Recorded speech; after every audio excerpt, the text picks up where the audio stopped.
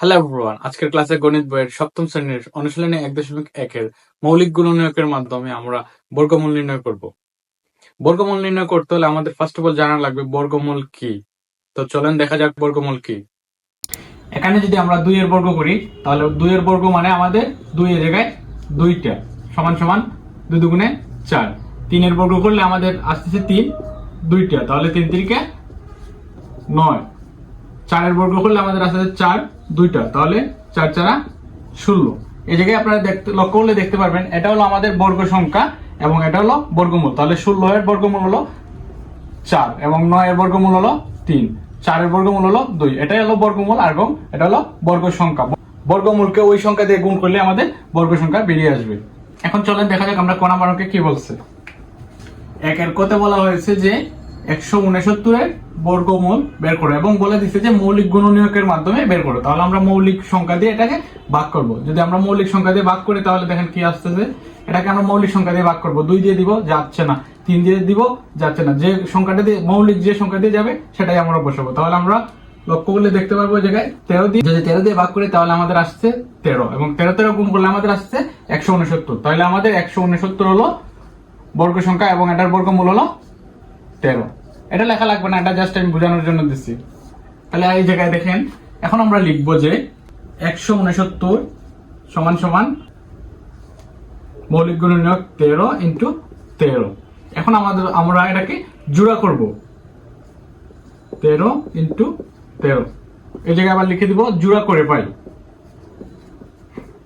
জোড়া করে লিখলে হবে। এখন দেখেন জোড়া করে প্রতি জোড়ার থেকে আমরা একটা করে নিব। তাহলে এই জোড়া থেকে আমরা একটি নিব, তাহলে আমাদের একটি নিলে হচ্ছে 13। তাহলে আমাদের আনসার 13। এই যে 169 এর বর্গমূল আমরা পেয়ে গেছি 13। এখন চলেন দেখি আমরা খ নাম্বার অঙ্কে যাই।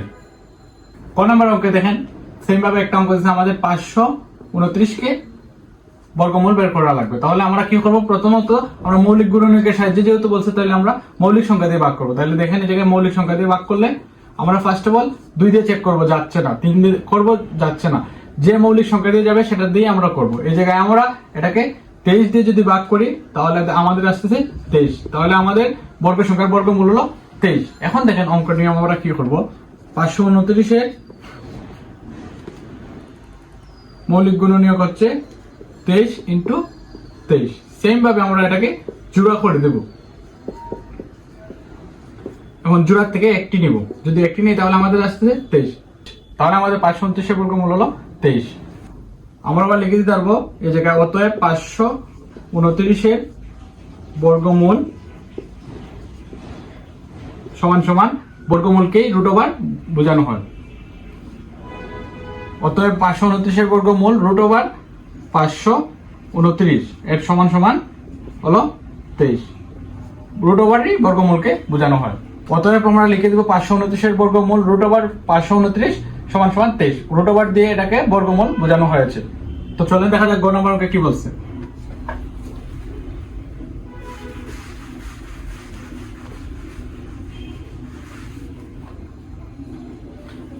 মাই ডিয়ার স্টুডেন্টস, গ নম্বর অঙ্কে দেখেন বলা হয়েছে যে 1529 এর বর্গমূল বের করা লাগবে। এটা আমরা খুব সহজেই বের করে ফেলবো সেম নিয়মে। তো দেখেন প্রথমত যেহেতু আমাদের মৌলিক গুণনীয়কের মাধ্যমে বের করা লাগবে সেহেতু আমরা মৌলিক গুণনীয়ক দিয়ে ট্রাই করব। এটাকে ট্রাই করব 2 দিয়ে, দেবো যায় কিনা। 2 দিয়ে যাচ্ছে না, তাহলে এটাকে 3 দিয়ে ট্রাই করবো। যে 3 দিয়ে যদি এটাকে ভাগ করি তাহলে আমাদের আসতেছে কত দেখেন 507। আবার এটাকে মৌলিক সংখ্যা দিয়ে ট্রাই করব। 2 দিয়ে যাচ্ছে না, তাহলে আবার দেখো 3 দিয়ে যায় কিনা। 3 দিয়ে যদি আমরা ভাগ করি তাহলে আমাদের আসতেছে 169। এটাকে আমরা মৌলিক সংখ্যা দিয়ে ভাগ করবো। আমরা জানি ক নাম্বারের অঙ্কে ছিল 169, তাহলে এটাকে আমাদের 13 দিয়ে ভাগ করলে আসতেছে 13। এই জায়গায় দেখেন সেম ভাবে আমরা কি করব, অতএব 1529 সমান সমান আমরা মৌলিক গুণনীয়ক গুলো লিখে দিব 3 ইন্টু 3 ইন্টু 13 ইন্টু 13। এখন আমরা কি করব, জোড়া করে পাই। 3 3 জোড়া করে দেব, 13 13 জোড়া করে দেব। এখন দেখেন প্রতি জোড়া থেকে আমাদের বলা হয়েছে, প্রতি জোড়া থেকে আমাদের অঙ্কের নিয়মে প্রতি জোড়া থেকে আমাদের একটা করে সংখ্যা নেওয়া লাগবে। তাহলে এই জোড়া থেকে যদি আমি একটা নিই তাহলে 3 এবং এটা থেকে যদি আমি একটা নিই তাহলে 13। এই জায়গায় গুণ করলে আমাদের আসতেছে 3 13 39। 1529 বর্গমূল হলো 39। এটাকে আমরা কিভাবে আবার লিখবো, এই জায়গায় লিখে দিই, লিখবো অতএব 1529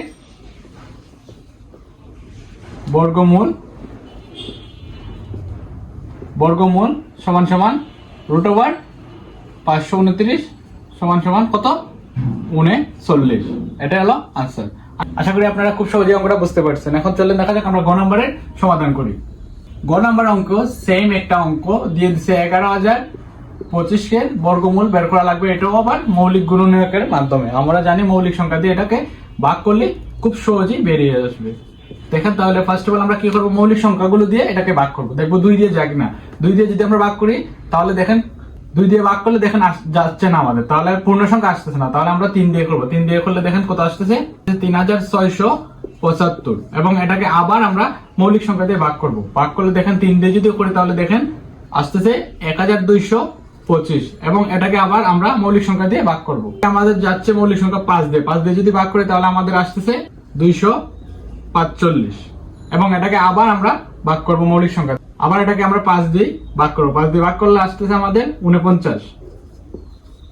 এখন আমরা 49-কে মৌলিক সংখ্যা দিয়ে ভাগ করবো, 7 7 49 এবং 7 দিয়ে 39-কে ভাগ করলে আমাদের 7 বেরিয়ে আসবে। তাহলে দেখেন আমরা কি লিখতে পারি, অতএব 11,025 সমান সমান মৌলিক গুণনীয়কগুলো লিখে দিব।